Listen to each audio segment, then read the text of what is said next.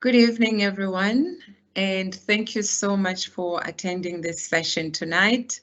My name is Professor Puleng Sekgalo, and I'm based in the College of Human Sciences here at UNISA.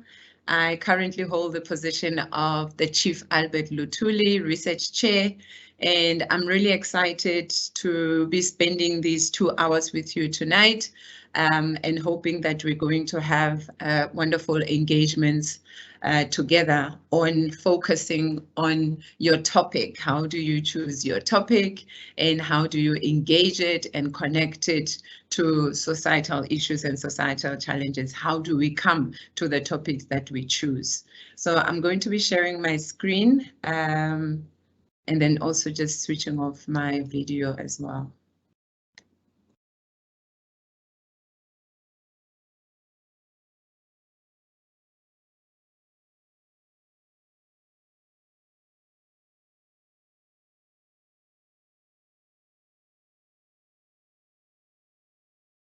Okay, so choosing your topic and the focus of your study. I think before we zoom in on the specific topic of your study, it might be useful for us to think about what is it that UNISA aims to achieve as a university.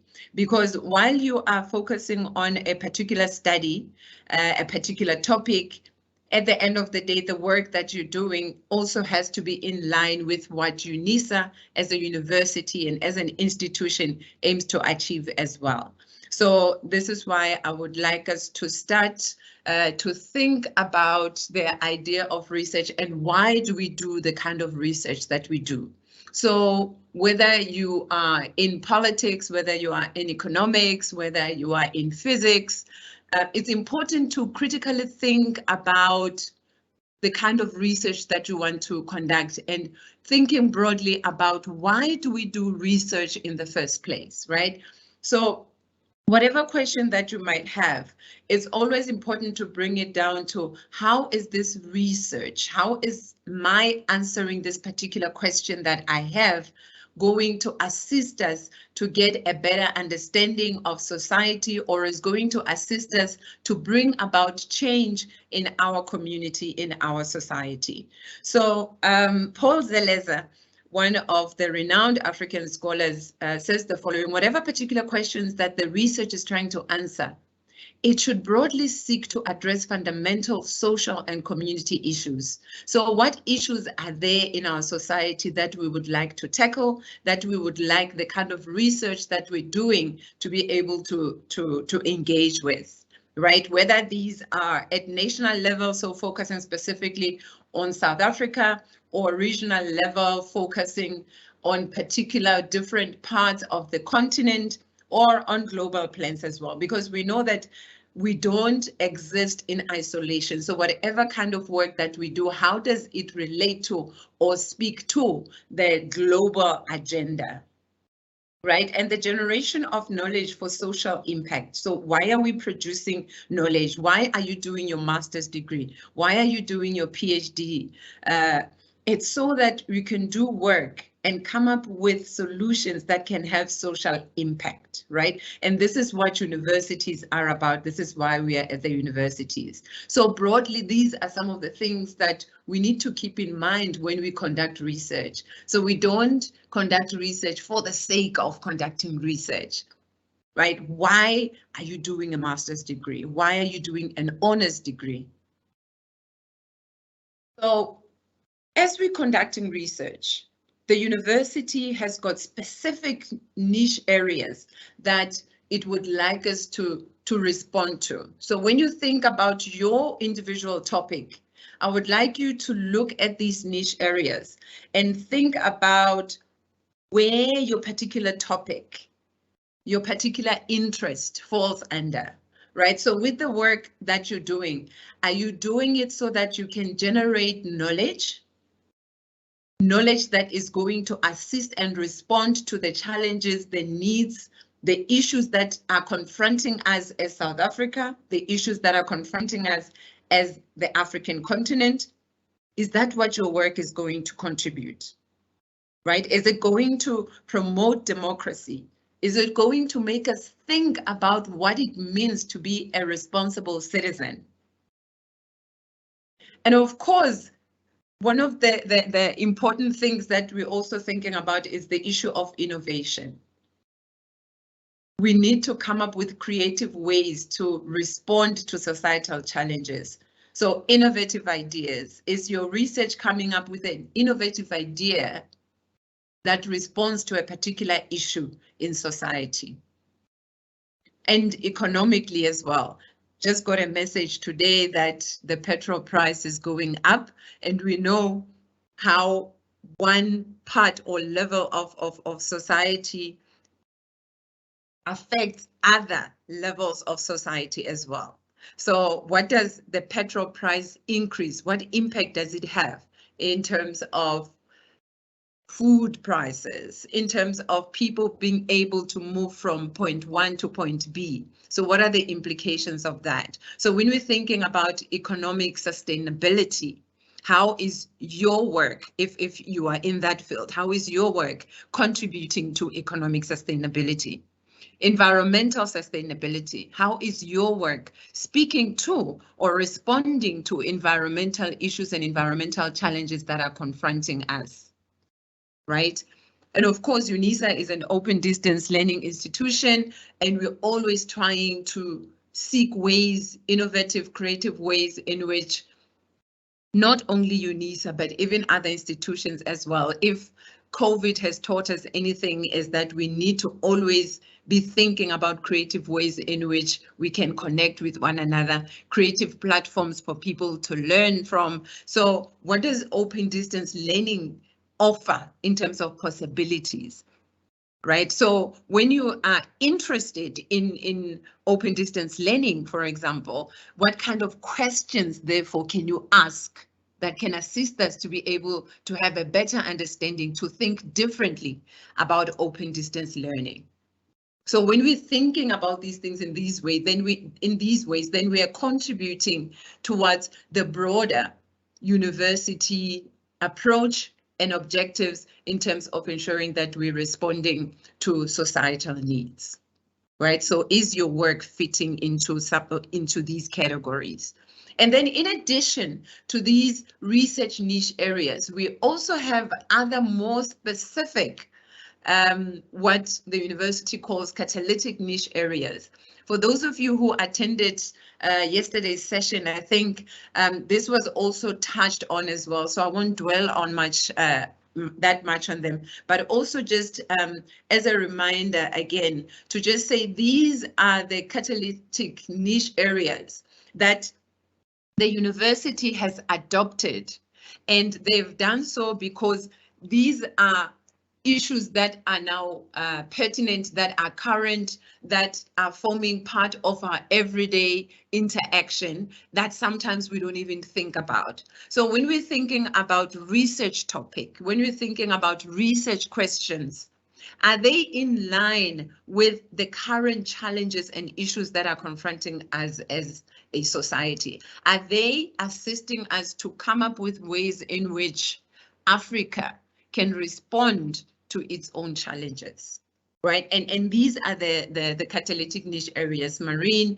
aviation, aeronautical studies, automotive, energy, space and square kilometer, 4.0, industrialization, professionalization of student affairs, service and support, digitalization, feminist theorization. And what I've done is I've provided some examples in terms of what does marine studies mean? What is involved there? So what are the possibilities in terms of the topics that one might consider when conducting research?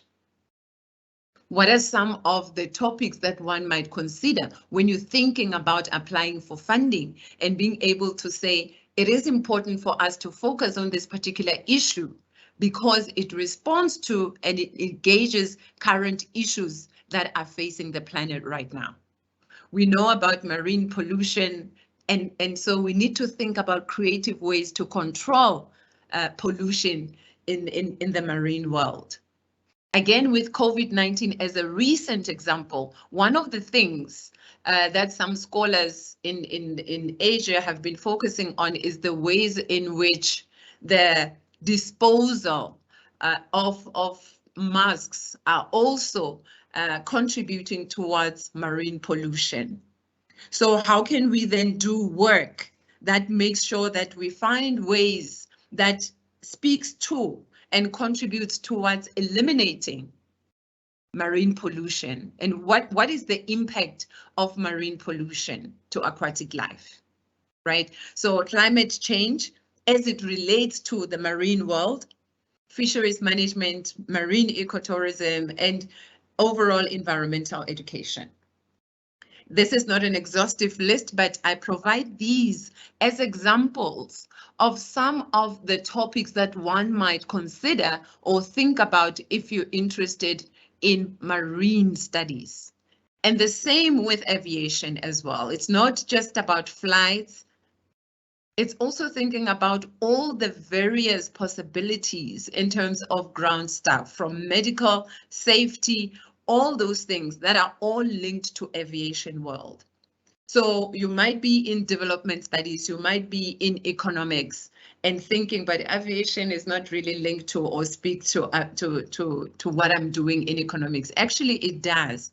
So if you offer yourself an opportunity to get an understanding of what is involved, all the various sectors of aviation that are there, how can your field of study come into that space and ask particular questions that can come up with creative answers, right? Creative solutions that can assist some possible challenges that might be happening in the aviation world.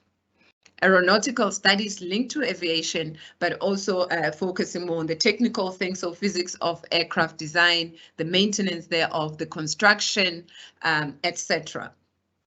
So what are the things that one can think about when we're traveling, when we're thinking about logistics, when we're thinking about business?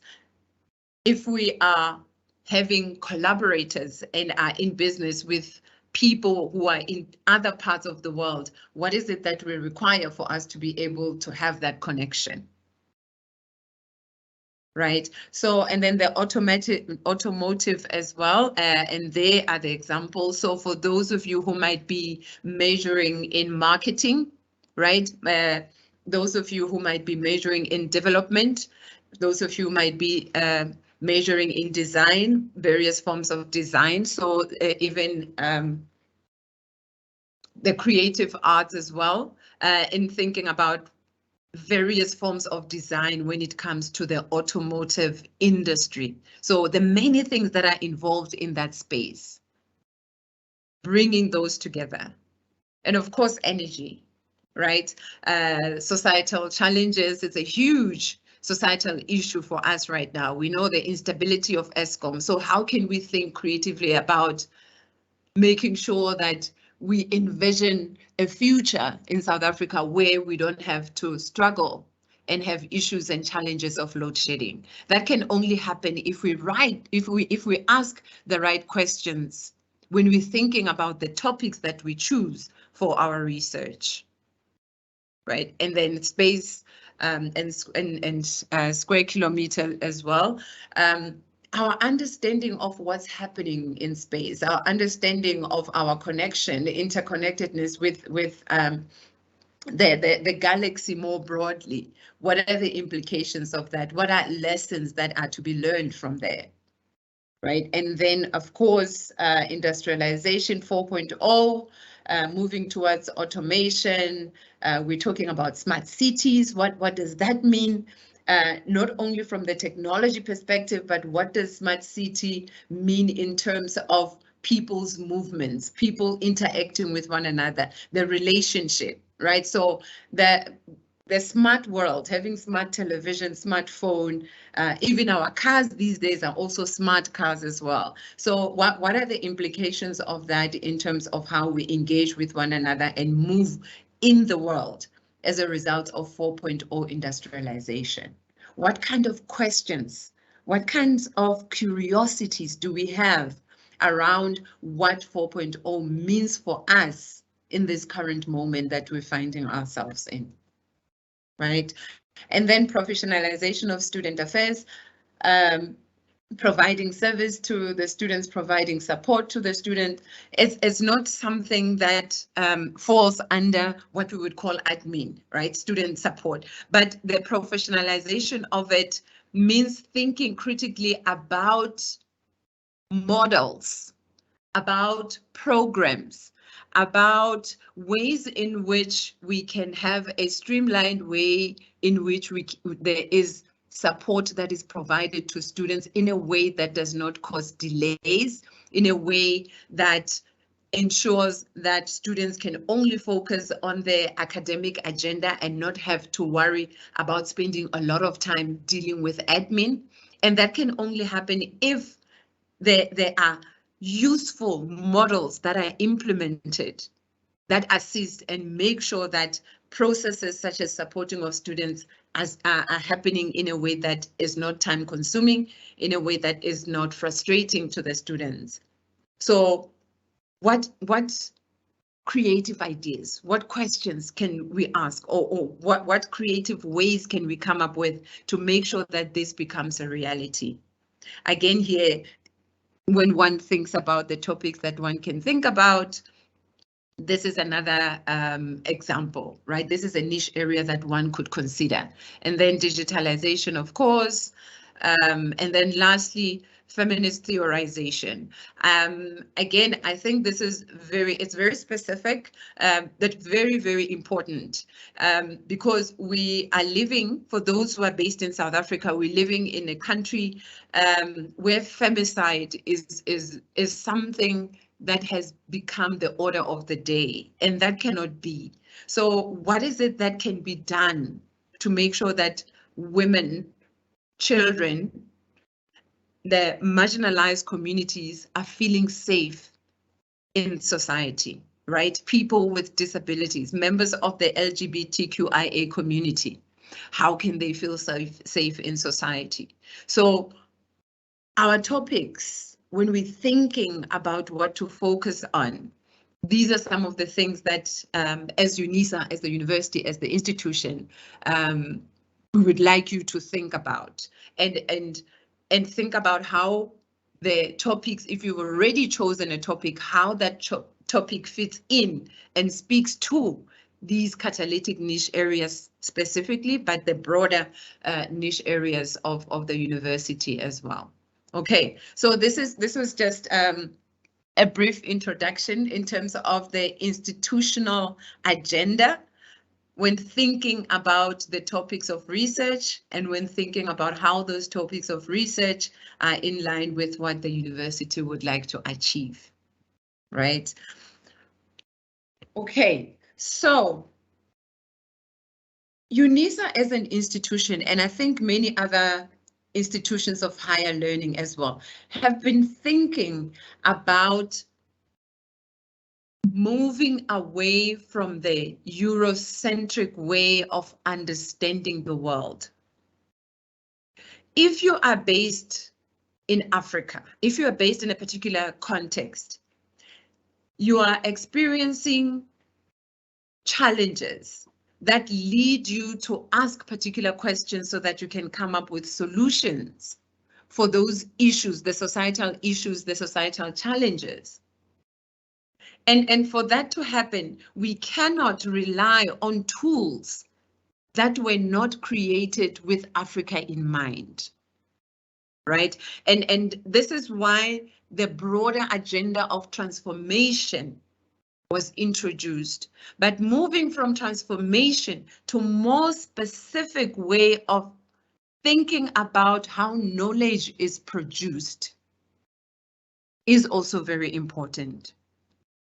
So how do you think about the opportunities for your research, creative ways in which you can conduct your research in a way that the solutions that your research is going to come up with are going to be applicable for the South African society, for the African continent? And one of the ways in which we can be able to do this, it's through the process of indigenization, decolonization, Africanization. So I'll start in the middle. I'll start with decolonization. We all know the history of South Africa, the history of the African continent more broadly, that we are a colonized people, and we know that colonization came with brutality, it came with oppression, and colonization came with the imposition of the new way of seeing the world. It came with the imposition of what knowledge counts and what knowledge is put at the periphery. And what that meant was that African ways of knowing and African ways of being were taken out of the center. African ways of knowing and African ways of being were not part of the academic agenda. So for a very long time, and even now in many of our universities, we are still relying on imported theories. We are still relying on using lenses and tools that were created elsewhere.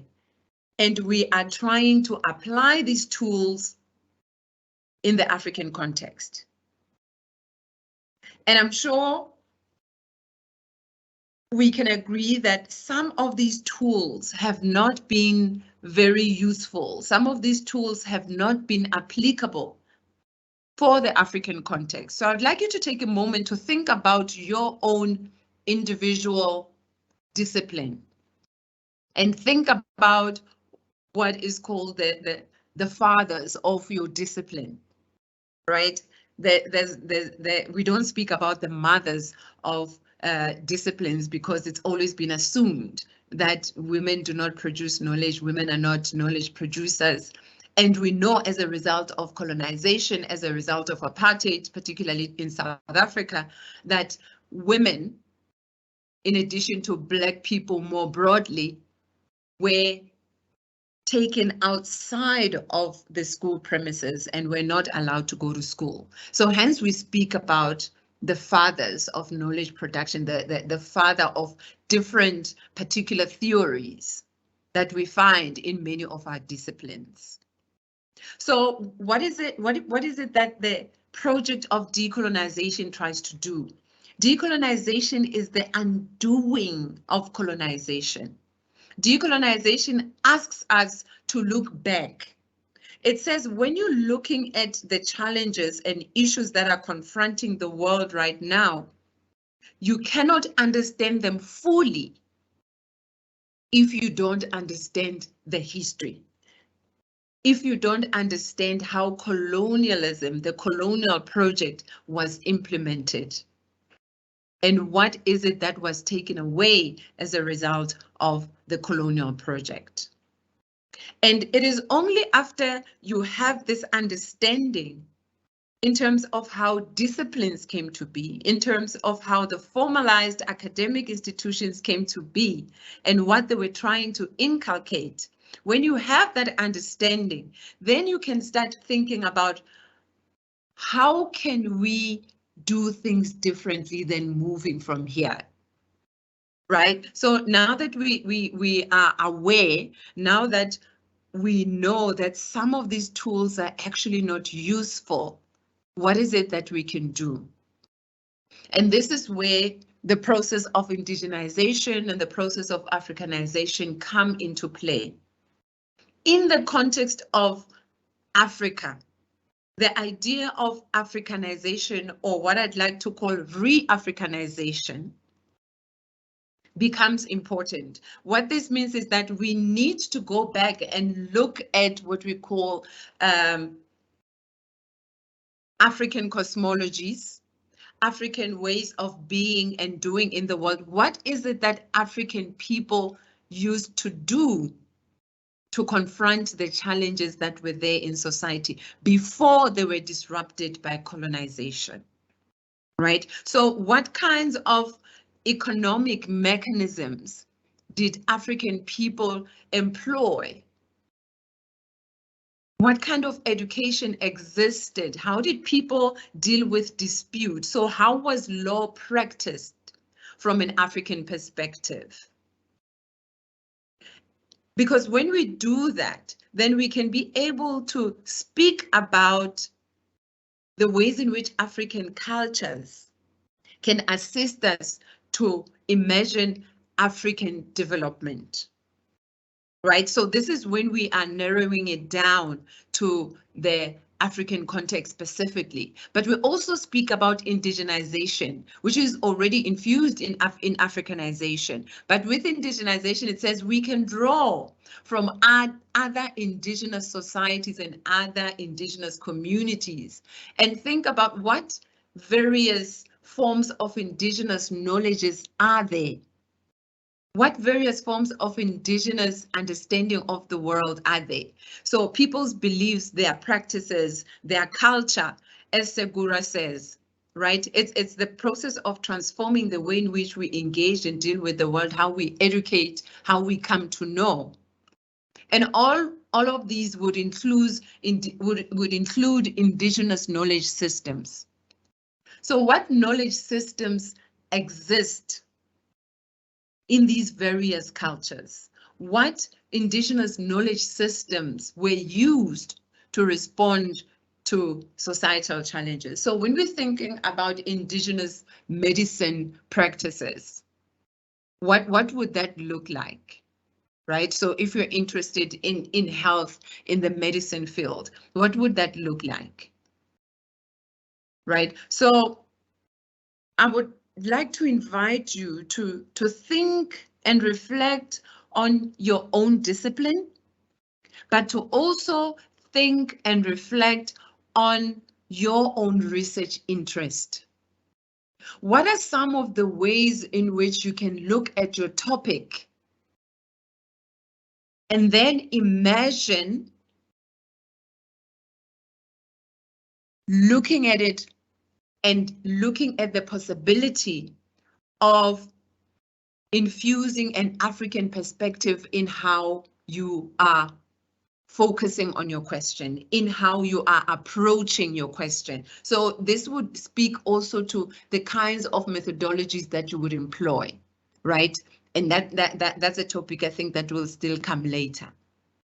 But here we're just thinking conceptually, still at the level of the topic, right? This is my topic. So how can I think and employ this topic in a way that allows me to center indigenous way of being, an indigenous way of understanding the world? Okay, and so I thought I could just provide an example in thinking about what indigenization is and also what indigenization looks like, right? So the example, this figure that we have in front of us is of the Aboriginal people of Australia. So it speaks to the Aboriginal ways of learning. So these symbols that you see are actually cultural symbols of the Aboriginal people. Some of these symbols, you'll see them in the woodwork, you'll see them in artworks, you'll see them in the kinds of body painting or tattoos that people will have. And this is a way of connecting. This is a way of communicating.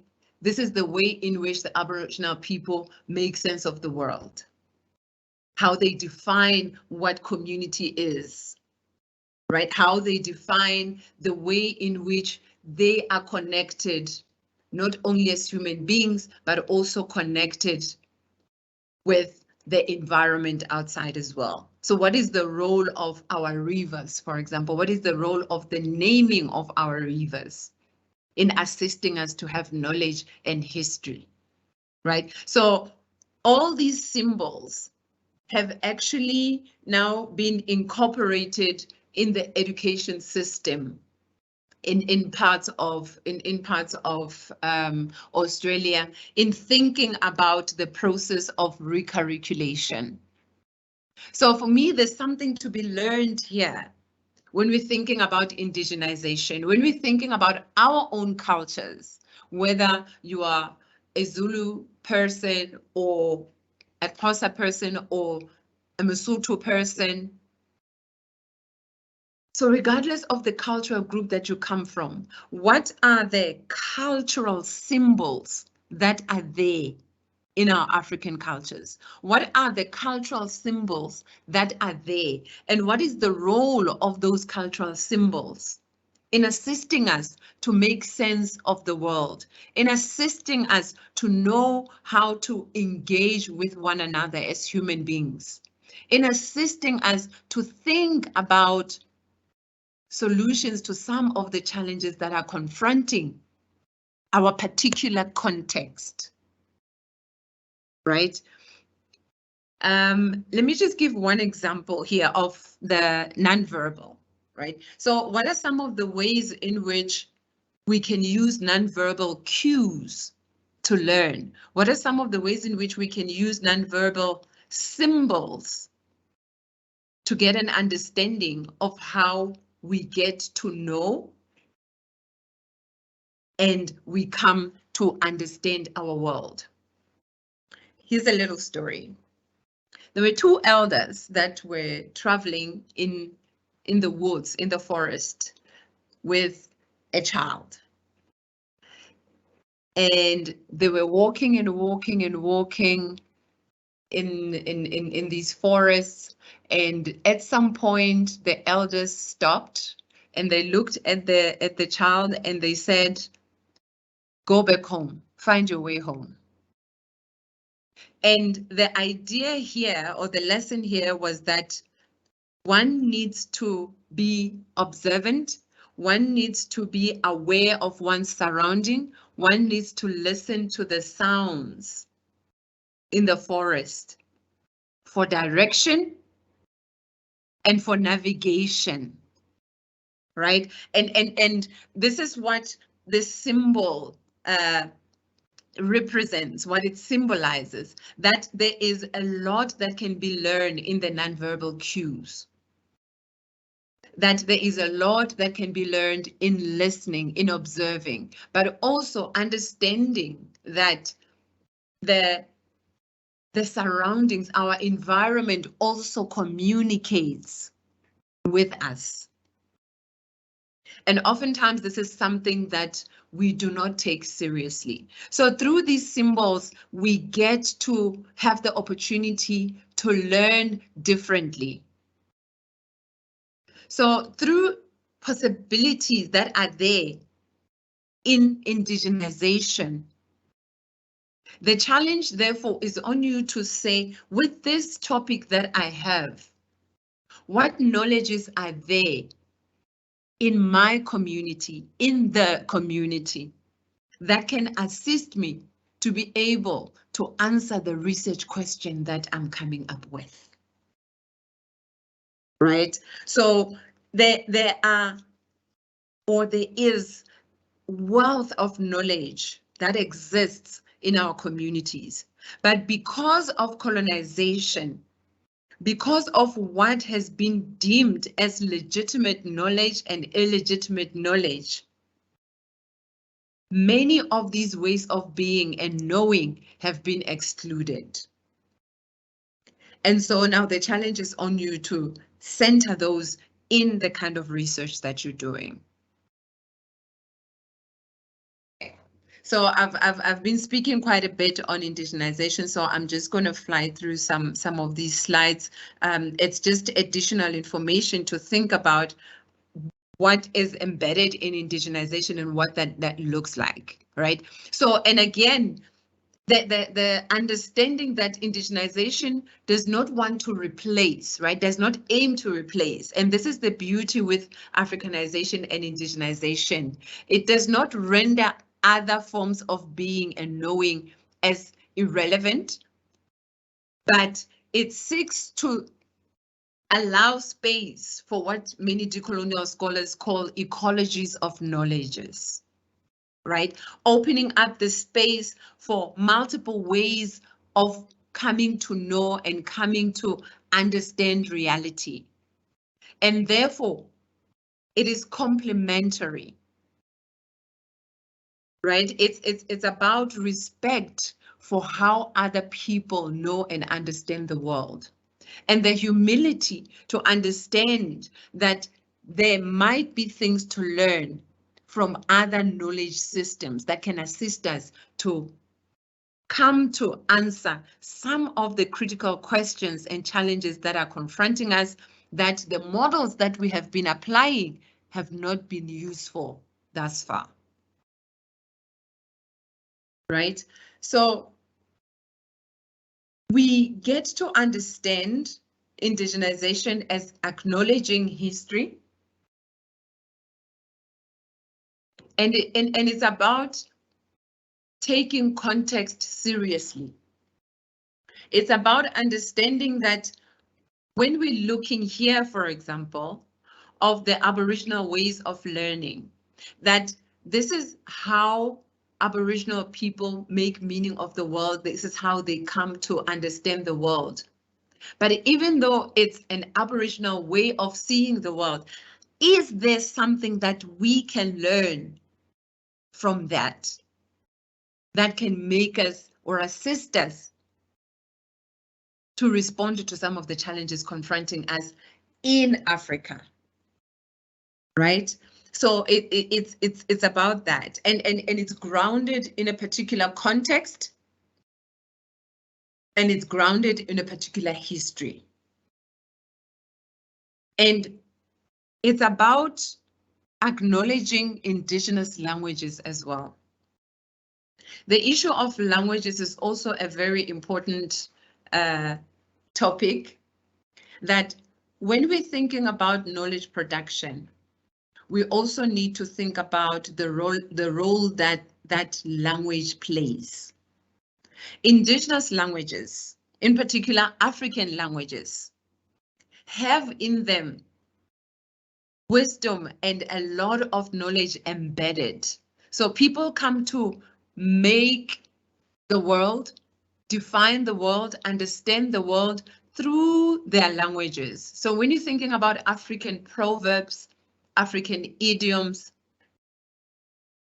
all those ways of understanding the world, the wisdoms that lie in those proverbs and the idioms are things that are embedded in our languages. So if African languages are not given a platform, then it means we are also losing out on a lot in terms of the world of knowledge that is embedded in the languages themselves, right?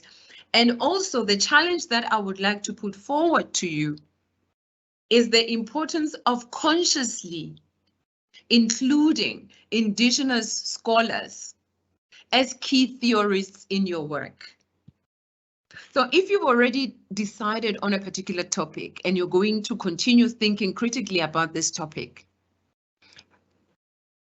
I would pause for a moment and ask you to reflect on who you are citing. Who are the scholars that you are citing?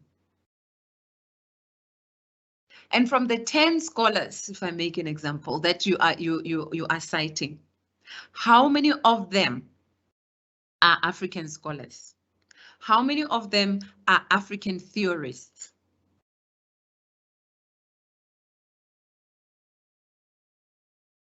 And if the majority of them are not African scholars, what does that say about whose voice you are privileging in your work? And is it because there aren't theorists in your field who are African? Is that the case? And so I would like to challenge you to go back to the drawing board. I would like to challenge you to go back to your literature review, or when you get to your literature review, to be conscious about who you are choosing to cite, because that also influences the direction that your work is going to take. and ultimately the kinds of knowledge that you're going to produce. So who are you drawing from? And in terms of the community members and the community knowledges, indigenization asks of us, it forces us or it encourages us to take seriously the knowledges that are embedded in our communities. So what knowledge is there that is from community members that you can draw from? And I go back again to the example of the traditional medicine. Many of us learned so many things about traditional medicine that we did not know about. And this came as a result of COVID-19, when thinking about the ways in which we can respond to COVID-19 in the absence of the vaccine. So we have an opportunity here. It should not be that we need to have a crisis in the world for us to start thinking about looking back and saying, but what is it that our communities did in times of crises such as this one? And that can start with the kind of research that we produce now that can assist us to be able to come with answers that are relevant to our own contexts. Okay. And then just briefly again on decolonization. Poka Lainui is a Hawaiian scholar, speaks about the ways in which decolonization or the process of decolonization can be understood, right? The different steps in our understanding of how we can decolonize and what it means to decolonize. And the first thing is the rediscovery and recovery. It means looking back. So what is it that we have lost as a people? What is it that we have lost as Africans, right? Our history that was distorted, our history that was hidden away, our history that was excluded in the textbooks, our history that was not seen as legitimate enough to form part of the formal academic agenda. So decolonization says we need to go back and rediscover that which was lost, and then relearn about our history, who we once were. Languages were lost. Where when you go to school or when you go to the university, you had to leave your African language at the door. You had to leave your African language at home because it was, quote unquote, uncivilized, because there was nothing that one could learn using African languages. And our identity, a sense of who we are, again, was taken away by colonization. So the first step before we think about bringing about change, changing things, you cannot change things that you do not understand the history of, right? You cannot recover something if you do not know that you had lost it in the first place. So this is what the first phase speaks to. And then, of course, when you go back, you realize things that you have lost. You realize the wealth, you realize the beauty, you realize the depth of the disruption that was caused by colonization. And through that realization, one can go through the process of mourning. Why do we mourn? We mourn when we have lost something. And through colonization, African people lost a lot, right? So you mourn that loss, engage with that loss of history before you think about how and what steps need to be taken for one to rediscover that. But also the mourning comes as when one realizes that colonization might have ended officially on paper. However, coloniality, what we call coloniality, continues. And coloniality is about the perpetual injustices that we continue to face as a result of neoliberalism, as a result of capitalism, as a result of the inequalities that are there in society. So the continued assault on the oppressed and previously colonized people that continue to be colonized in other ways. So we continue to be in this process of mourning, which then means at some point we need to speak about healing. And all these things are linked to how we produce knowledge and what kind of knowledge we privilege. And then we move to the process of dreaming, right? And this is where Africanization and Indigenization come in, right? Where colonized people invoke their histories, where people understand that which they had lost and looking for ways to recover that and looking for ways to draw from that so that we can be able to engage with the challenges that are confronting us today. This would mean centering indigenous knowledge systems, right? It's at the dream stage. This is the hope and possibility, the imagination that we have, right? And then, of course, the commitment to change. One of the challenges is if I do this kind of work, my professors might not be supportive. If I do this kind of work within the Euro-Western academic institution, I might not get support. So there has to be that commitment to change, right? So it's not just the expectation on you as a student to do this work, but also the expectation on the institution to be able to support this work. And this requires collaboration and commitment. And only from that can we think about actioning all of this? Can we think about true and real recalculation, where it's not just chapter 15 of 15 chapters, where all the other chapters are still focusing on Euro-Western ways of doing things. And then we say, how do we Africanize? Here's a chapter dedicated to Africanization. It's where Africanization is actually at the center of the whole textbook that is prescribed to you. That's when we can truly speak about decolonization. Okay. So again, the need to decolonize when we're doing research, it's about asking critical questions, right? Who are the main theories in your work? Who is at the center of the work that we're doing? And the idea of producing knowledge also is very critical. All right. And then here again, just briefly, mindful of time as well. We still have a few things to go through.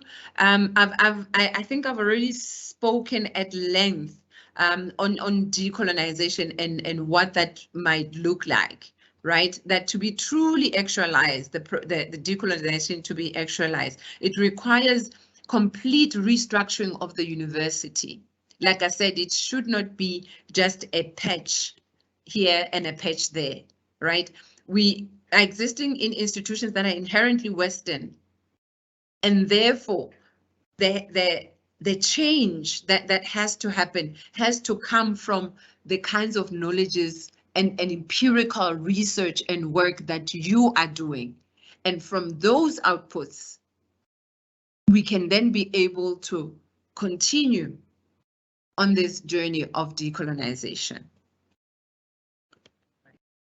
And Africanization, again, I've also spoken to it. Africanization could be viewed as synonymous with decolonization in other ways. because it's about bringing about change, but with Africanization, it's about specifically drawing from African ways of knowing. Decolonization and decoloniality have wider application because they're not limited to a particular geography. There's a lot of Latin American scholars actually who have been doing work on decolonization. So also in many other formerly colonized spaces and countries, the idea for people to rethink and redefine themselves, all of that forms part of the decolonization agenda. And how that manifests, what it would look like, will depend on one's geographical location. And if you are in Africa, for example, that would mean Africanization.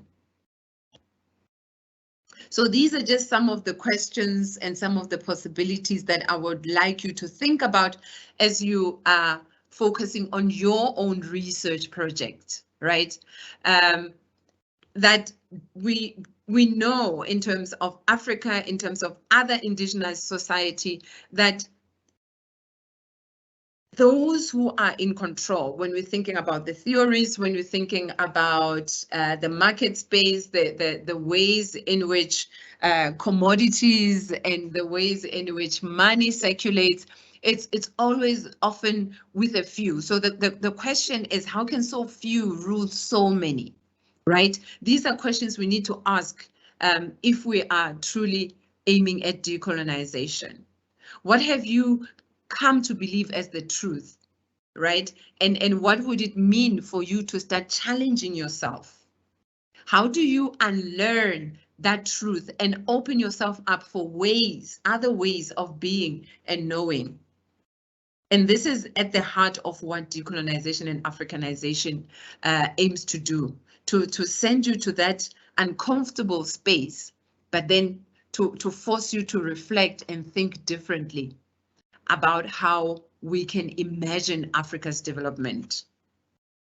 Okay, so I'm going to shift gears a little bit and move quickly to research objectives. So what is it that you want to achieve? You want to conduct this research with the aim of doing what, right? How much have you read on the topic? Sometimes you think about a particular issue that interests you and say, this is what I want to focus on.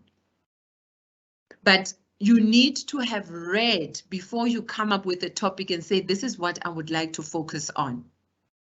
What is missing? What is it that needs to be thought about differently? What gaps are there? Because when you come up with a topic, when you come up with a research agenda, you need to do that after having identified a gap. Otherwise, why should we be interested in the research that you're doing? Right? Identifying these gaps will assist you to come up with something unique, something new, something that's going to add to the existing body of knowledge, also something that's going to change our reality. Right? And these objectives, these are things that have to be achievable, right? Your findings should contribute, as I said, to the body of knowledge and give us a renewed understanding of that particular phenomena that you want to focus on. And then continuing, what is it that you want to achieve at the end of your study? Are you interested in examining a particular phenomenon? Do you want to assess something? Do you want to explore out of curiosity to see and get an understanding of something? Do you want to investigate something, right? And I give an example here of an objective, a research objective that you can frame. This study seeks to examine the impact of improper mask disposal on aquatic life in South Africa. I gave example at the beginning in terms of marine studies and how the improper mask disposal can actually be a challenge. So if it's something that you were interested in, this could be how you might frame your objective. And this will assist us to get an understanding of what it is that you want to achieve at the end of the day, right? And then this is linked then to the research questions as well. A research question is something that you are interested in, something that you are curious about, right? What is it that you would like to answer?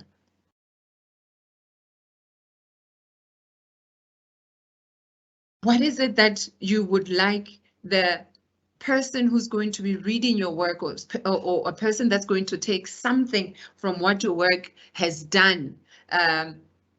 What is it that you want them to take with, right? So if you can answer a research question without doing much research, then don't do that research. Then it means your research question is a bad question. So I guess with this, I'm asking, don't ask obvious questions, right? An example that I have here that I took online is, has the population of the world increased in the past century? I think we all know the answer to that. So how you formulate the question is also very important, because you don't want to spend the next 2 years, 3 years embarking on something that is not going to contribute to the body of knowledge or how we see the world. And then these are just examples in terms of how do you formulate a research question based on the topic that you've come up with, right? So you have a broad research topic. And the example given here is media violence. And then you look at what is it that has been written. I'm interested in media violence. So what is it that others have written about media violence? What questions have they asked? What kind of research did they do? What kind of methodologies did they employ? So all of that will assist you to say, is it worth doing this research, right? How am I coming into this conversation? And when you say media violence, that's very broad. So you need to think, what is it about media violence that I'm interested in? And also, what is the target that I want to focus on? Is it media violence, its influence on children, the way adolescents engage with the media? So all of those things, what is it that you want to focus on? And this will get you to the end where you say, is there any evidence that violent video games increase violence in teens, right? So this is very specific. You're not just looking at media violence. You're not just looking at violence of the media amongst teenagers, but you are looking specifically at video games and whether that contributes, whether that increases. So this will actually make your life easy in terms of the focus and how you will actually embark and execute the research that you're going to be doing. Right, and then I think the last point that I would like to discuss before I pause so that we can engage is the idea of operationalization of your research. To operationalize is to take abstract concepts or concepts. If you're focusing on a number of concepts, you intend to use in your study and then turn them into what can be measured, right? So, for example, media violence. Can you measure media violence? In what ways can you measure media violence? So the media as a concept, violence as a concept. So you take that and you break it down, right? You define how you are going to be using media or violence in your study. So that's how you operationalize, you make it easier for yourself, but also for your reader to understand how you're using that concept in your work. Some fields, more than others, have quite abstract and complex concepts. So that's why it's always very important to operationalize. It makes life easier for yourself also as a researcher. So here's a research question example, and then moving from that to operationalizing it. Is there a relation or relationship between sleep and social media behavior in teenagers? So what are the concepts that are there that you're looking at? You're looking at the idea of sleep, and you're looking at the idea of social media behavior, right? And so I need to understand, what is it about sleep that you want to focus on? Patterns of sleep, how people more or less sleep. So what is it that you're looking at, right? Sleep deprivation, what? So what is it that you want to measure, right? The variables that you're looking at. Are you going to measure the amount of sleep or lack thereof, or the quality of sleep? Sometimes you can sleep, you wake up, you're still tired. So the quality of sleep. right? And how teenagers are using it, or which social media they use, or when they use it. So what specifically are you measuring? So asking these kinds of questions to yourself will assist you to narrow down, but to also have a clear idea of how you're going to approach your study. And here's an example. To decide on which variables to use, you can check previous studies, again, looking at what has already been done. So how can I add on what's already been done? How can I do it differently? Right? So when you do that, again, literature review is very important. It does not come later. It comes first. It comes at the beginning. When you decide on the approach, on your questions, on the topic, it's very important to look at what's already been done so that you don't repeat questions that have already been answered. Okay. So your concepts are sleep and social media behavior. And then these are the variables: amount of sleep, quality of sleep, right? Frequency of social media platform preference, and nighttime social media use. And then why is operationalization, this word is dealing with me today. Why is it important, right? Some advantages to it. It makes it possible for consistency, right? So that you know what you're measuring across different contexts, right? So objectivity, your study can be more objective when you know exactly what you're measuring. You know what it is that you're measuring, but also reliability as well. And then in terms of empirical studies, you can be able to specifically look at the particular characteristics, right? You're looking at sleep, you're looking at specifically the amount of sleep, you're looking at the quality of sleep, right? So things that you can measure depending on the instruments that you're using. But there are also limitations to this, right? So again, context plays an important role. We can come with the concept of poverty, and we say there's high rates of poverty, but the way in which poverty is defined and how it manifests, again, is dependent on the context, because the income levels differ according to different parts of the world and according to the status of a particular country. So again, here you would need to narrow it down, saying you're focusing on a particular space, and this is how or why you're defining poverty in this particular ways, or looking at it in this particular ways, right? So we're trying to look at, again, can you generalize, can you not? Understanding that concepts differ, right? And then again, in many of the quantitative studies or some descriptive studies, using a 5-point Likert scale is a common occurrence that we use, right? But sometimes, again, it can be reductive, right? So you need to think very deeply about the work that you're doing. And of course, lack of universality. If that's your interest, that's what you want to do, you want to generalize, it might be difficult, right? And again, here, the example, just like poverty in terms of corruption, can be operationalized in a wide variety of ways, right? Depending whether you're coming from the business perspective, you're coming from the social sociology perspective, you're coming from the political perspective. So it depends how or from which space are you using or engaging with the idea or notion of corruption. That will determine how you're going to operationalize it. Okay, so those are seen as some of the limitations, but I think it's also, if you are aware in terms of how you're using these, you can then be able to define it in a way that makes it easy, relevant, and important for your reader to be able to understand based on the field that you're coming from.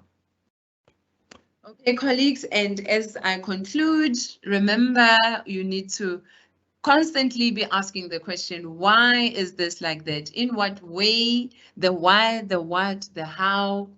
are very important. Research is formalized curiosity. Research is about us being curious about our world, and may we never stop being curious.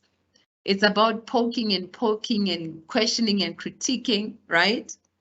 But in the case of research, we're doing that with a particular purpose. I'm asking this because I'm poking and I'm prying and I'm observing and I'm examining and I'm assessing because this is what I want to achieve, right? It's about curiosity, but curiosity with a purpose.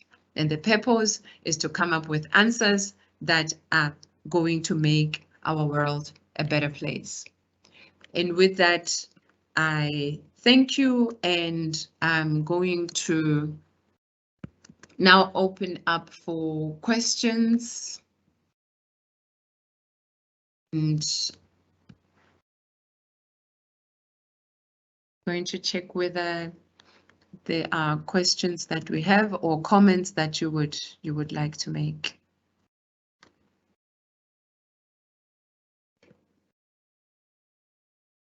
Okay. All right. So I'm going to read out a question and then respond to it or speak to it so that we're all on the same page. Is it possible that I'm told to change the topic and a supervisor when I've already started with my proposal, even if I'm not feeling comfortable to change? I think the issue of changing a topic or changing a supervisor is, I think it's a complex one, but it's also a personal one because there has to be a reason why the request to change a topic comes in, right? So when you choose your supervisor, that's why it's important for you, if it's possible, to familiarize yourself with the potential supervisors that are there in the field or the department that you're interested in doing your research in.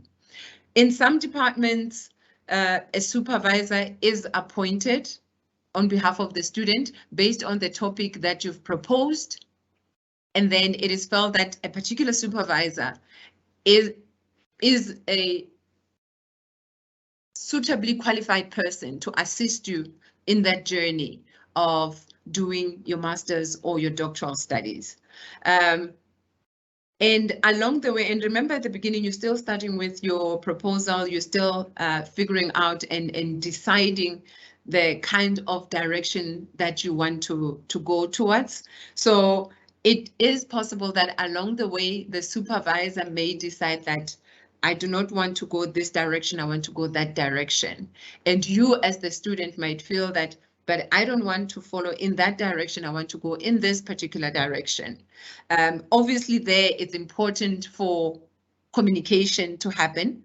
So you have the right to sit down with your supervisor and have a conversation around some of these challenges around the direction that you would like your study to go towards, right? And if at the end you feel that you are not on the same page with the supervisor, it can be that the supervisor can decide that, okay, if you want to go that direction, I won't be able to journey with you. And therefore, I suggest that maybe you look for a different supervisor. And vice versa, you as the student also can make the decision that, okay, I'm not comfortable going that direction with you, and therefore I think maybe I should get a different supervisor. Now, you need to understand that when you get a different supervisor, that might also come with a slight change maybe in the topic or how you frame your topic. That's also very possible. So you might have already started with your proposal. And along the way, some of these issues happen. But at the end of the day, I think as a student, you do realize you do have the right to say, but I don't want to change my topic, or I don't want to change my supervisor. And if your supervisor insists that you must change your topic, then you are within your rights, if you want to stick with that topic, to say that I would like to be appointed a different supervisor, right? I hope that clarifies and that assists you in some way. And if not, or if I didn't understand your question correctly, you can always ask a follow-up question.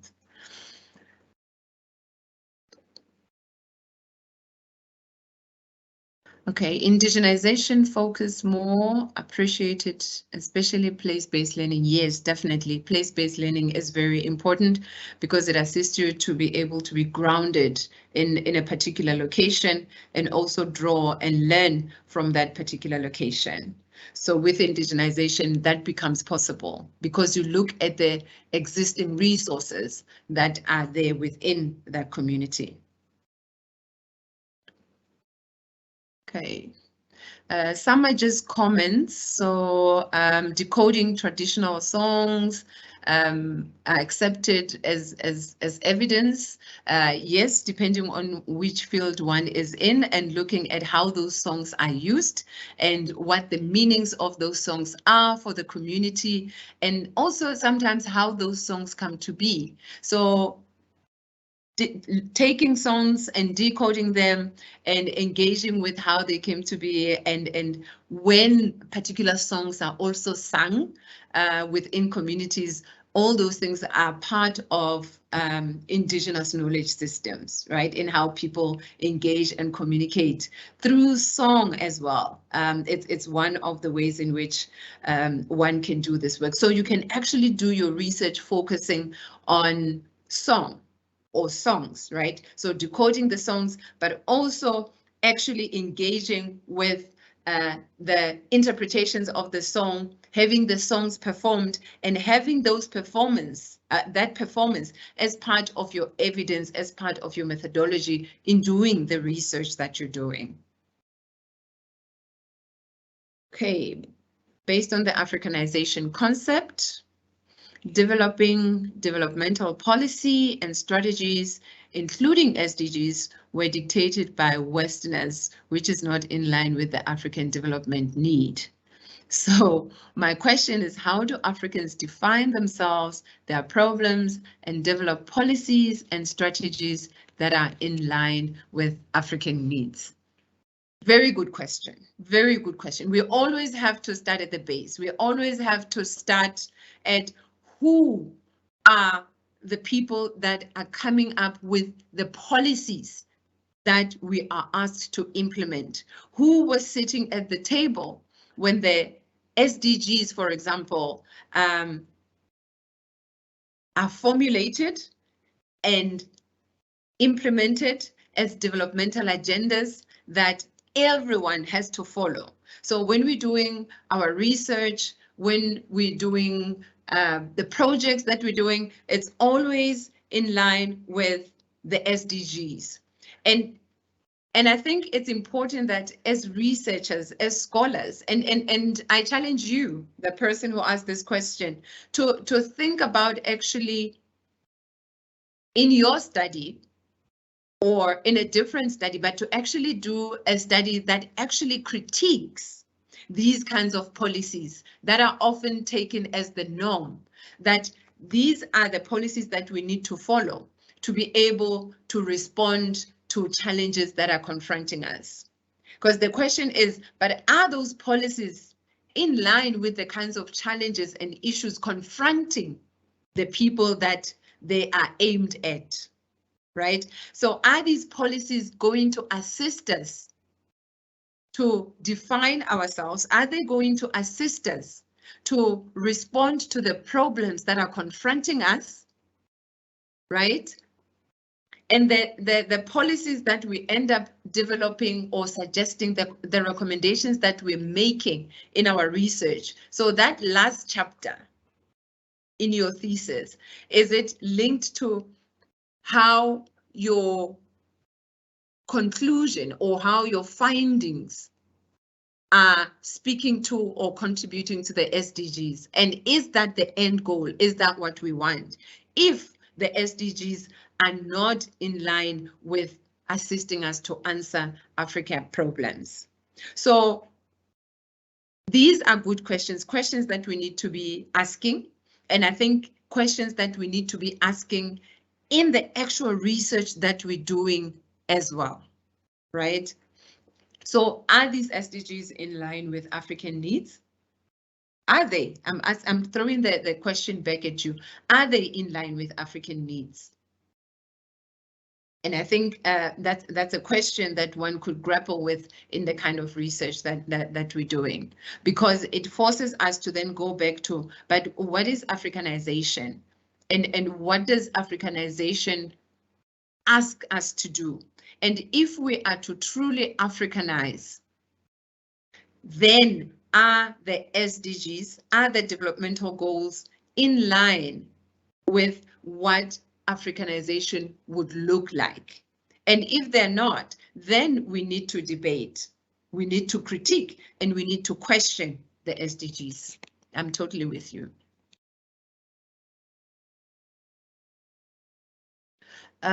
Is a research hypothesis mandatory?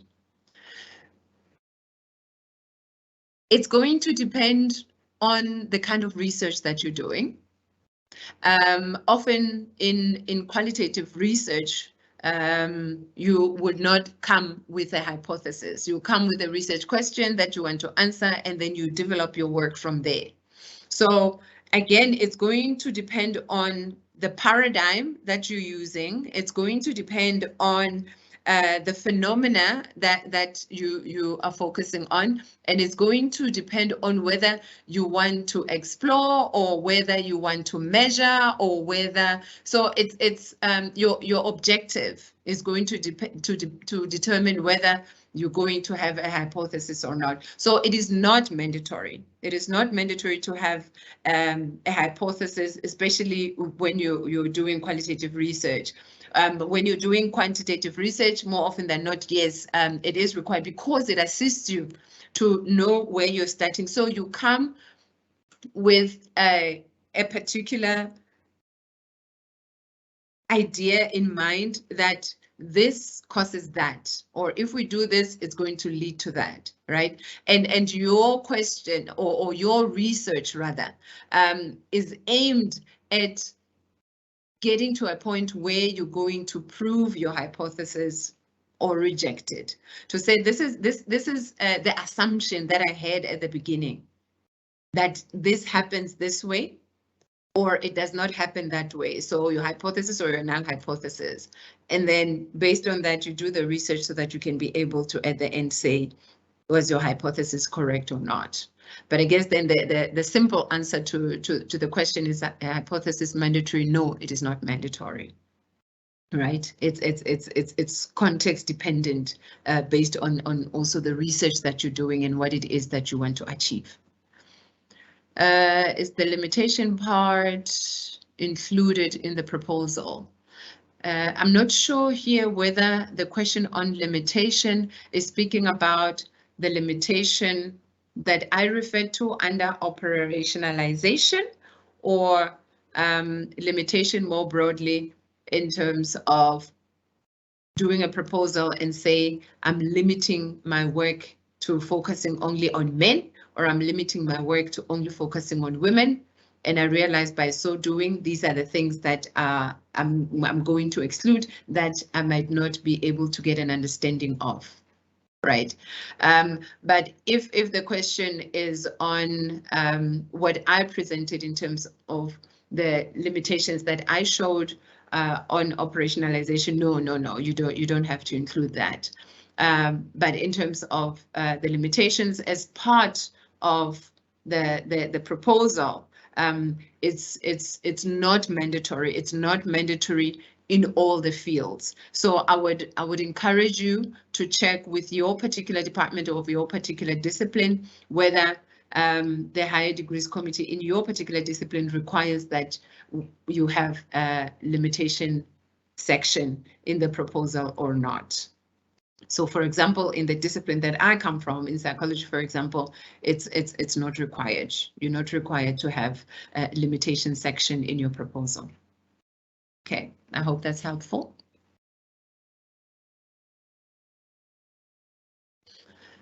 Okay, this one I'm not sure that I understand. Is Africanization a sort of colonization? I'm not sure I understand the question, but perhaps I could just make a comment that I think it's important for us to understand what colonization is, because I think if we have an understanding of what colonization is, then we can be able to understand that Africanization cannot be colonization, right?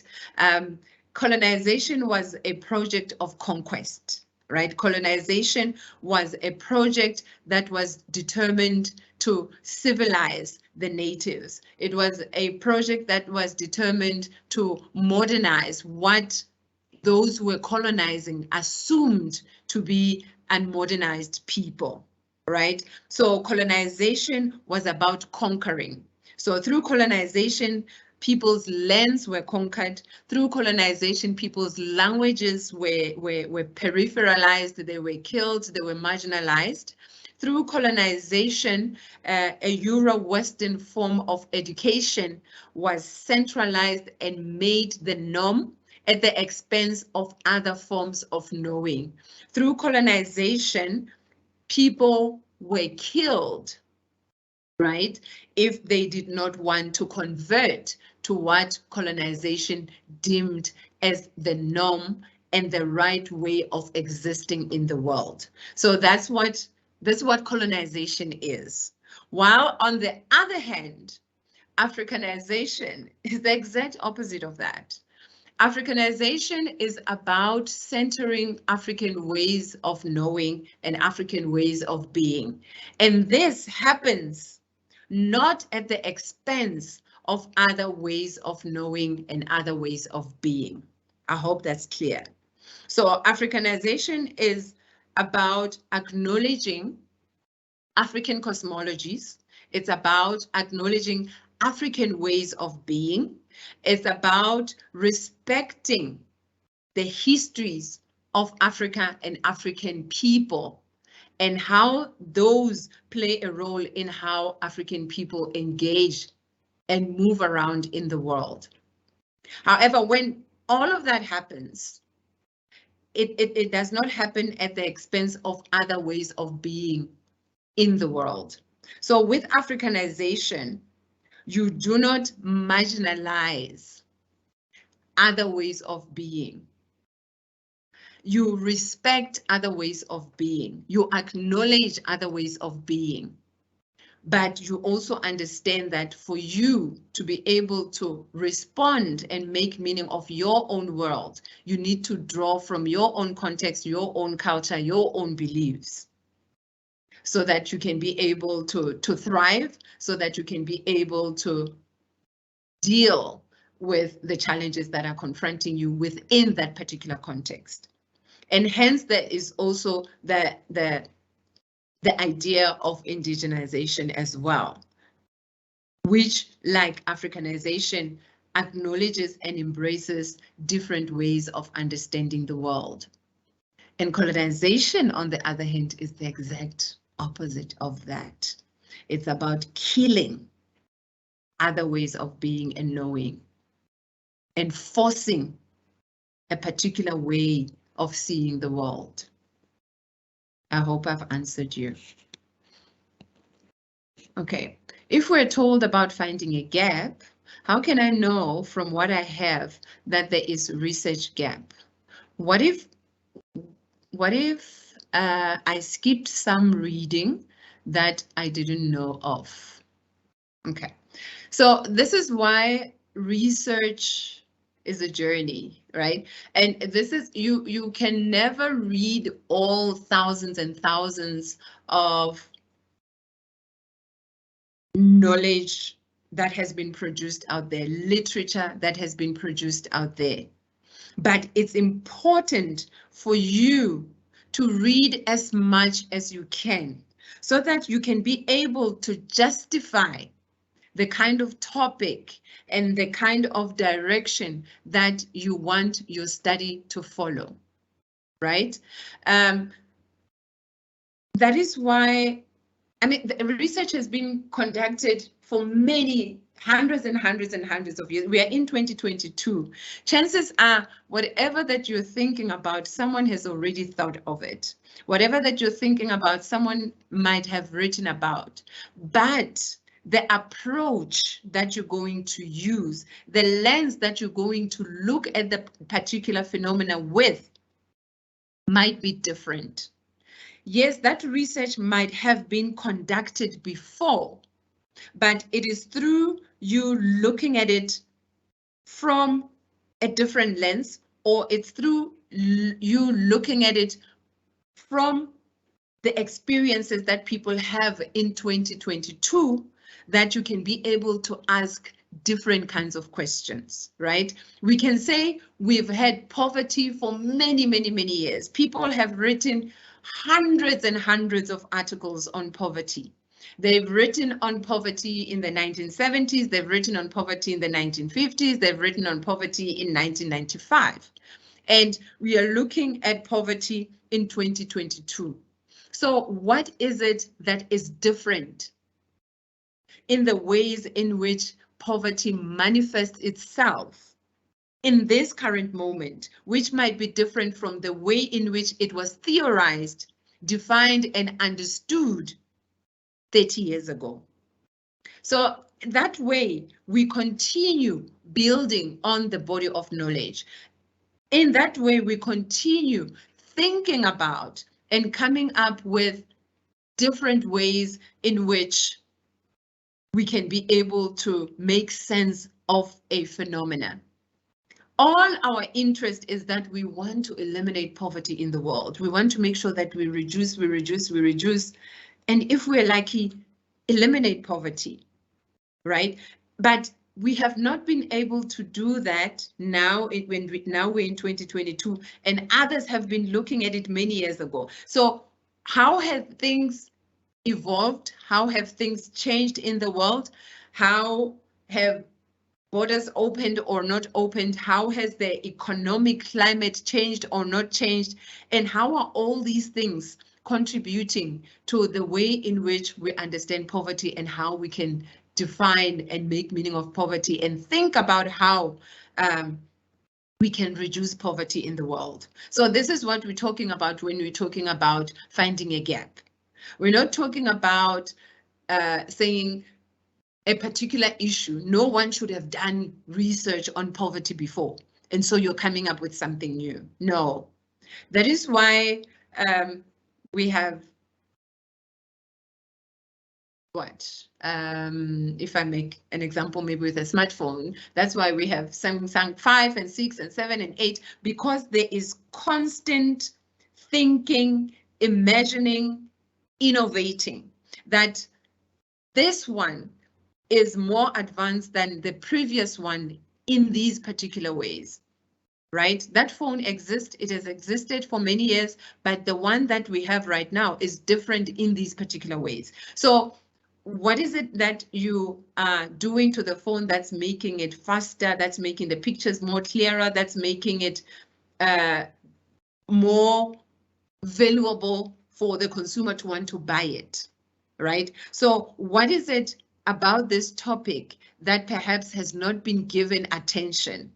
Most of the work has been done, was focusing on just measuring, it was quantitative, but we have not really understood the ways in which it affects people, or the ways in which people make meaning of this challenge that is confronting them. And therefore, my research is going to look at that, because we need to get an understanding.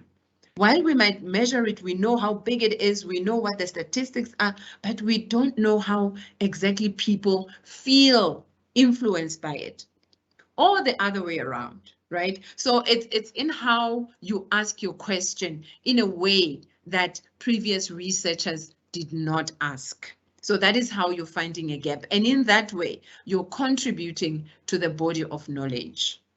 Those who come in 2023 interested in the topic, they'll be able to build on what you and others who came before you have built on.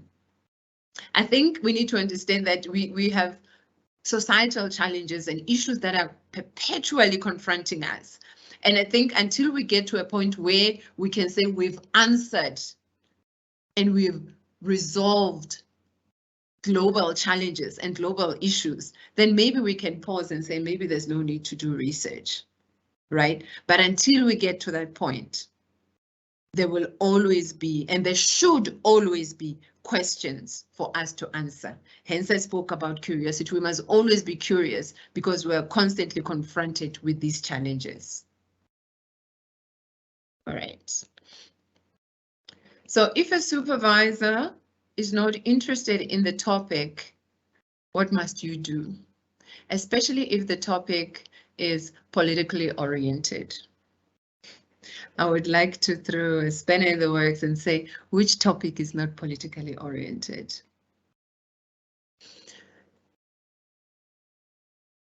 If a supervisor is not interested in your topic, then I would suggest that you find a different supervisor, right? If a supervisor, that's why it's always important for you to do your homework. As I said to the other similar question before, it's always important for you to make sure that you do your homework as much as possible.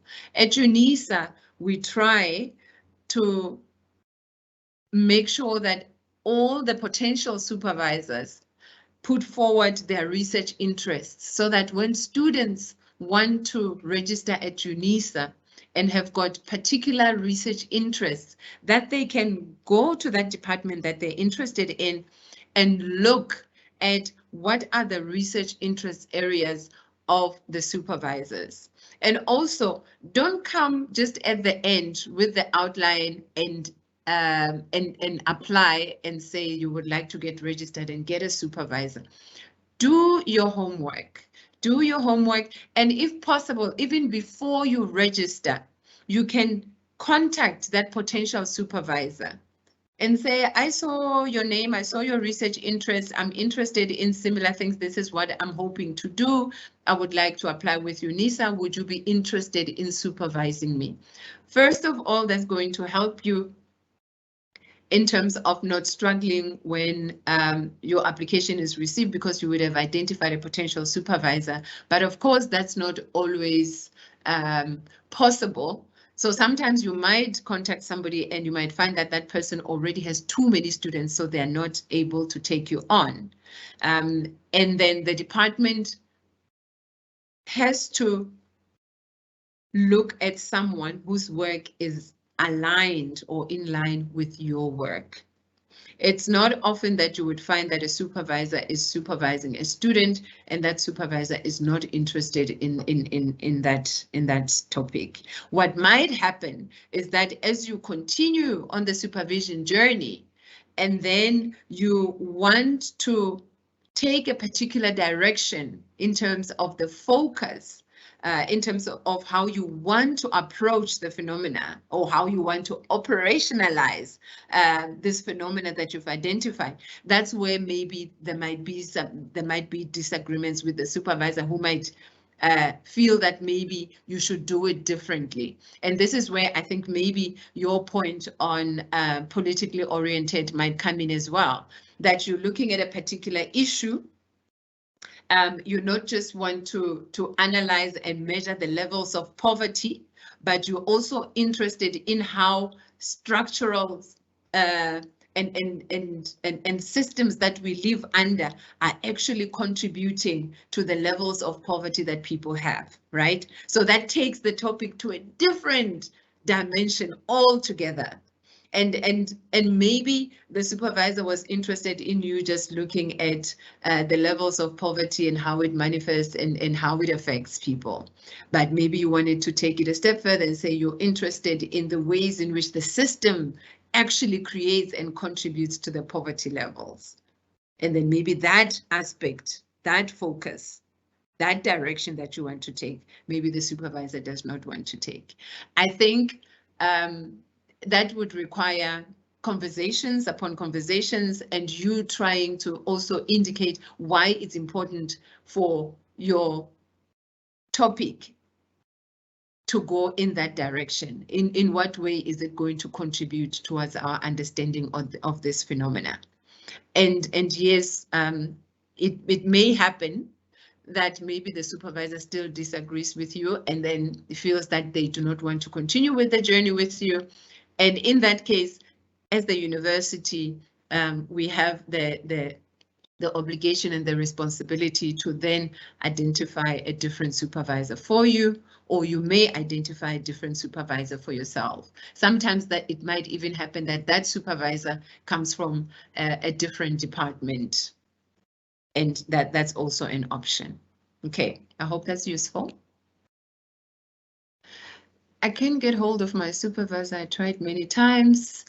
Okay, I think that's an admin issue, so I'm going to request my colleagues maybe to just flag that and then maybe connect with the student. The student is in Namibia, and then maybe see if there's a way that they can assist the student. Maybe the supervisor is not well, maybe the supervisor is on leave, maybe there could be many reasons. And I think maybe by contacting the department, if maybe it's been a long time and you're contacting the supervisor, there's no response, then you may contact the department itself, maybe contact the COD of the department, and the COD might have an idea of what the issue might be, and hopefully that will assist you with your case. Okay, otherwise I think my colleagues can also assist by responding to you outside of this meeting.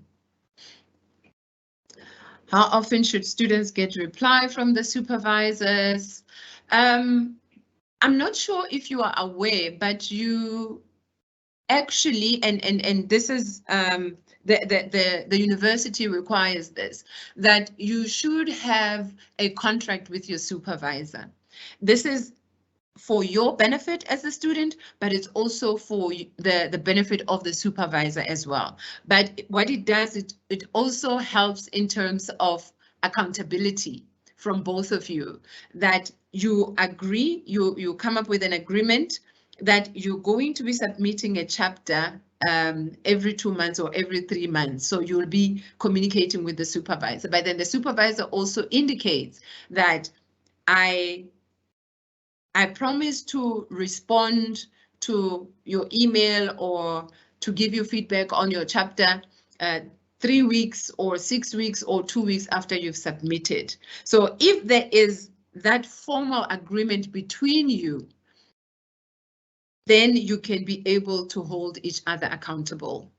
Now we are in COVID, so most supervisors, including myself, we don't travel as much as we used to go to conferences and research, and to go and do research, go to the field as much as we used to. In the past, that was also one of the reasons that sometimes maybe supervisors are not available.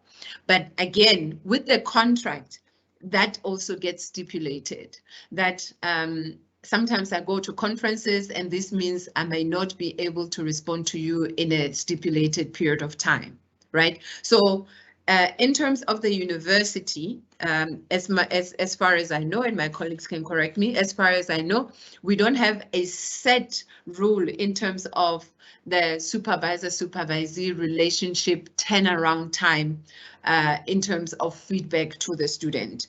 But the university does require that we have that contract between ourselves and the students so that we can be able to come to an agreement. Sometimes even you as the student are working. So if I'm saying I'm expecting you to be submitting a chapter every 2 months, it might not be feasible for you because maybe you have other responsibilities as well. So this is the kind of agreement that has to happen between you and your supervisor. So I would encourage all of you that if you do not have such a contract in place and there has been some issues maybe with the supervision relationship, that maybe you speak to your supervisor about the possibility of drafting a contract that both of you can be accountable to. Okay.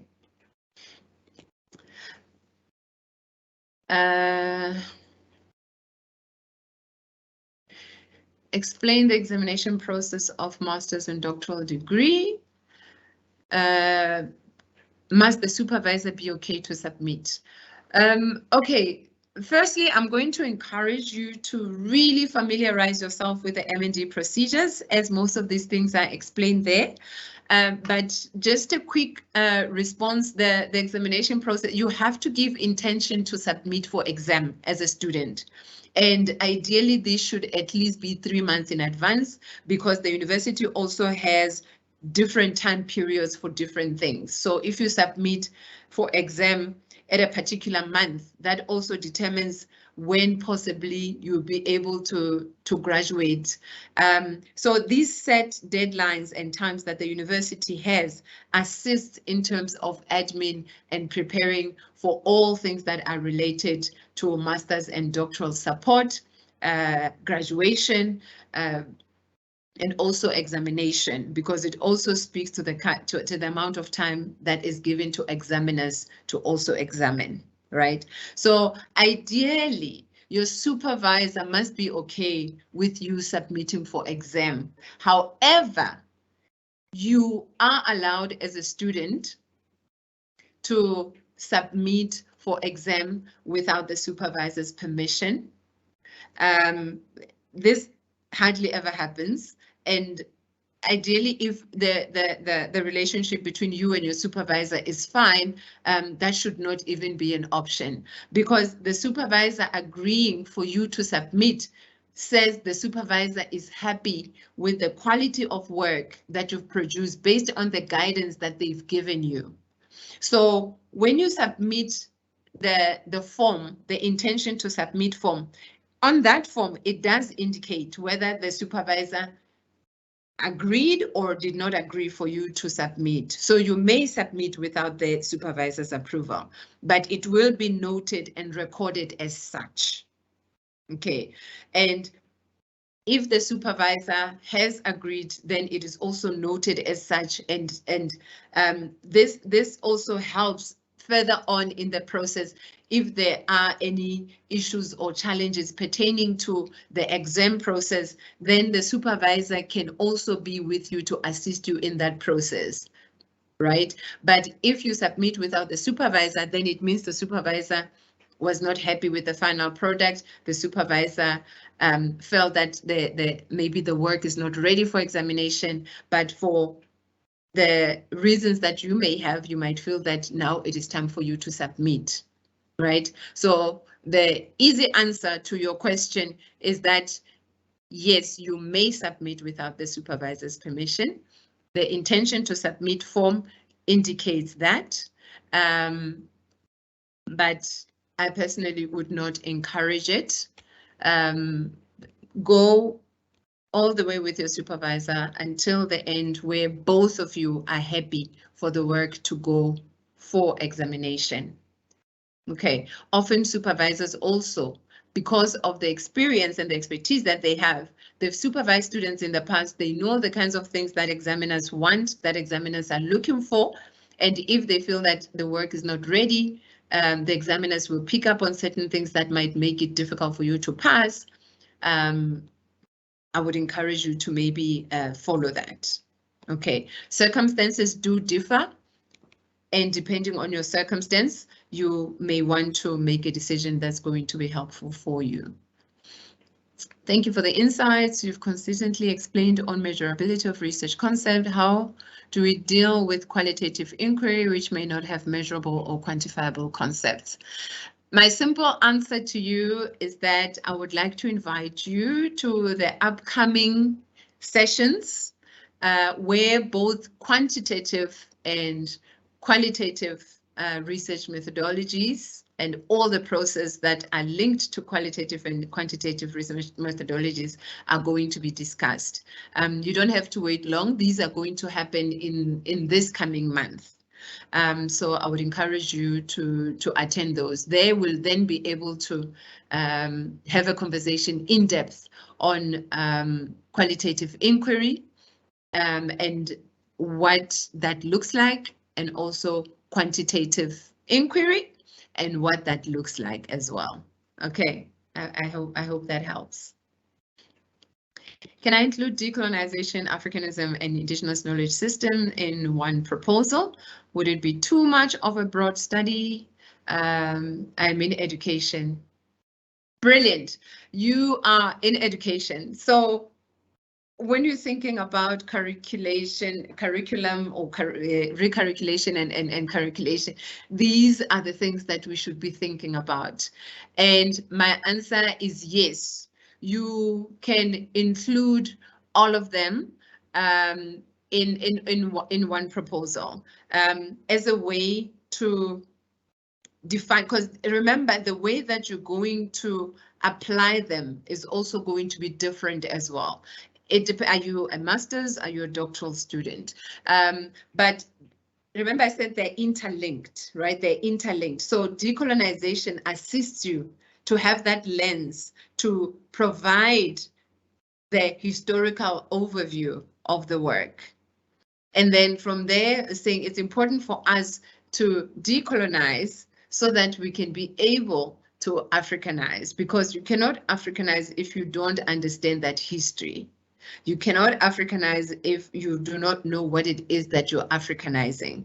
You need to understand colonization before you can speak about decolonization and the need to Africanize. And part of Africanization is centering IKS. That is part of Africanization. They're interlinked. Please don't look at them as separate entities. They are interlinked. And in that way, yes, you may include all of them in your work. Prof, thank you for explaining. I now understand. On the research objectives, how do I decide whether I want to assess or investigate, or what is the difference between the two? Again, this is going to, again, be dependent on the phenomena that you want to investigate, right? Are you wanting to measure something? What is it that, do you have variables that you want to investigate, that you want to measure, or you want to assess how something works and measure it? Or are you interested in finding out about something? So you want to investigate a particular phenomena.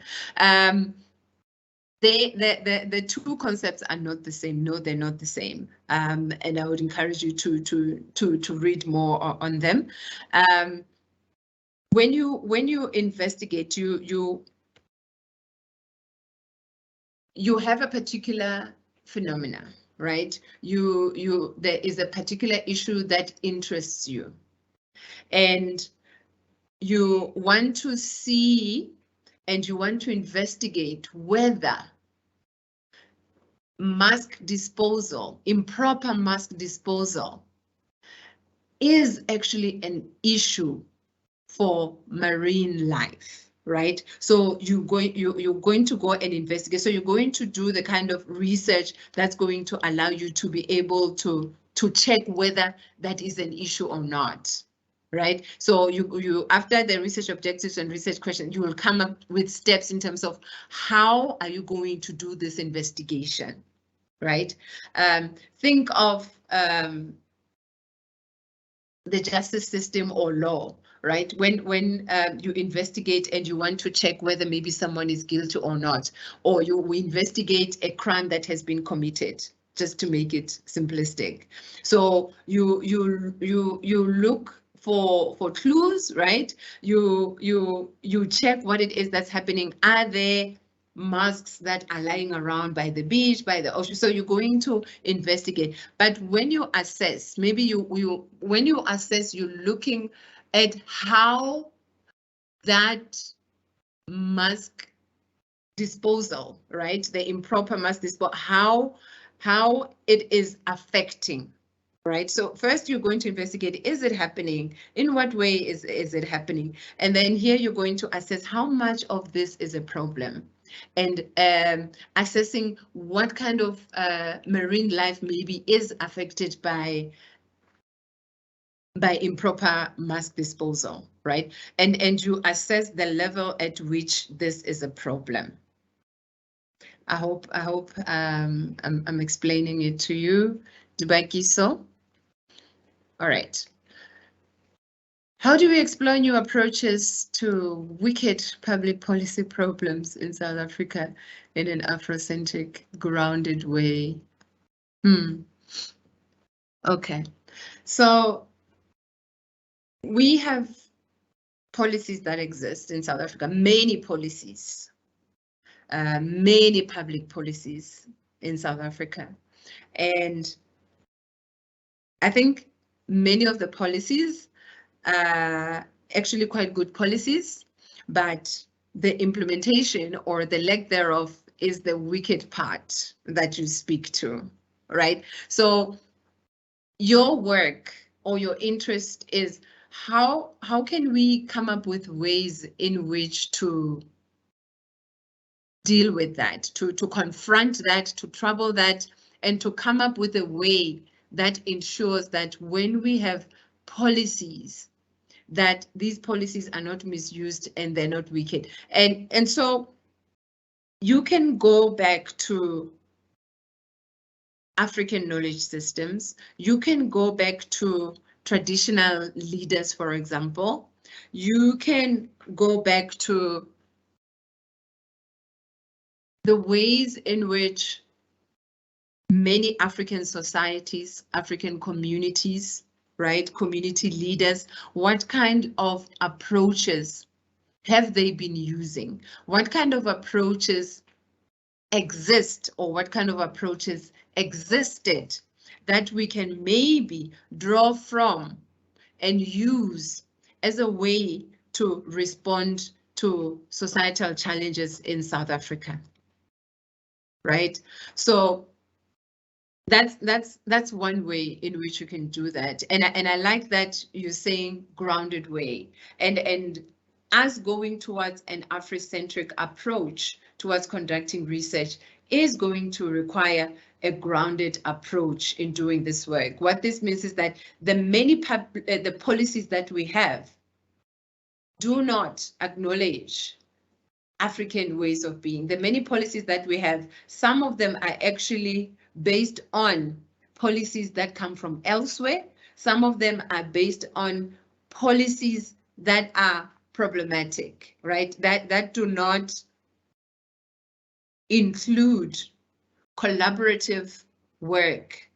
So who was at the table when the policies were developed?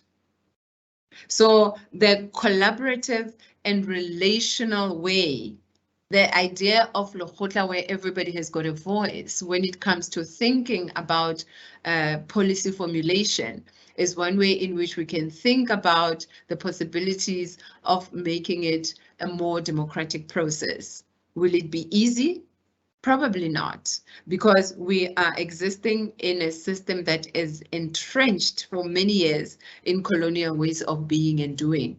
But through your research, your particular research, you can already tap and come up with one way in which we can rethink public policy, one way in which we can rethink doing public policy differently, putting on the lenses of Afrocentricity. And perhaps that can assist us. So processes such as, the East African notion of Ujamaa, right? That when we work together and collectively, that we can be able to come up with solutions that are by us and for us, that are going to speak to the challenges that we have. So what African centered policies, if I can call them that, African philosophies can we draw from for us to rethink the ways in which we do and implement public policy? Okay. Yes, you will have a copy of the presentation. Today we did not focus on theoretical framework. There's going to be a session. And I would encourage you, remember, colleagues, this is a series, so we're dealing with different topics over a period of time throughout the year. So theoretical framework is going to be given attention. There's going to be a session that's going to focus on theoretical framework. I encourage you to attend that. Okay. There's a comment. Thank you so much. This is so creamy and will definitely assist in my research. I'm glad. Is there a page limit to write draft proposal? I think when you're still writing a draft proposal, you can write as much as you can, and in conversation with your supervisor, you'll see what you keep and what you take out. So don't limit yourself, because when you limit yourself, there could be other things maybe that could be pertinent or important, or that could strengthen your proposal that you might leave out. So put in as much as possible, and working together with your supervisor, you'll continue refining, removing things and adding things. But in terms of page limit, no. There is no page limit. Again, I speak from the human sciences. You might be coming from a different college, and maybe there are different rules. Unfortunately, we don't have a universal rule in terms of page limits, which I also appreciate, because I think in terms of the different disciplines and the different approaches that people use, it allows that space for the different colleges and faculties to be able to include what needs to be included in the proposal. So no, there is no page limit.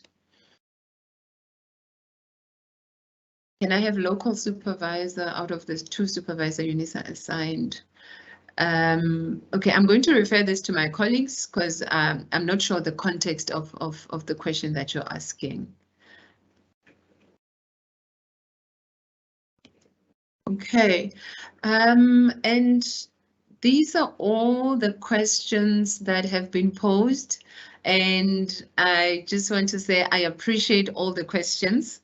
I think your questions also show that you are thinking about these issues and that you are applying your mind to these issues. And I guess my parting shot and request is that you continue to deeply reflect and think about your topic. Continue reflecting about how the work that you're doing could be embedded in community, and in what ways can that happen? What are the possibilities of you coming up with a framework and coming up with a policy suggestion, and that having been based on the kinds of engagements and connections and collaborations that you have with the community. I think for Africanization, or for decolonization to truly be realized, is going to come from the kinds of outputs that you produce. One of the things that's always being said is most of these things are so theoretical, they're so theoretical. How do we then move from theory to practice? And I think one of the ways for us to do that is actually through doing research that takes seriously these concepts and how we can apply them. That when you come, after having done your thesis, that you come with a creative method that others can also draw from. The example of the community or traditional songs and how those could be used. Perhaps you do a thesis just based on performance and engaging with that performance, and that's your output. Perhaps you choose to write your thesis in your African language. I know that at the moment UNISA does allow people to write in all the South African Indigenous languages. So if it's something that perhaps you've been thinking about, I would encourage you to go ahead and do it. The university does allow for that. And your output might actually be more robust, if I can use that word. It can be more robust than maybe it would have been with you writing it in English. Thank you so much. Thank you so much for coming to the session. I hope you found it useful. As I indicated, the presentation will be available to all of you. I think the recording as well, maybe, I'm not sure. But yeah, thank you so much. And I look forward to seeing you in the future sessions as well. And thank you for your participation and the questions that you've asked. I hope you found the session useful. Thank you so much. Have a great evening, everyone.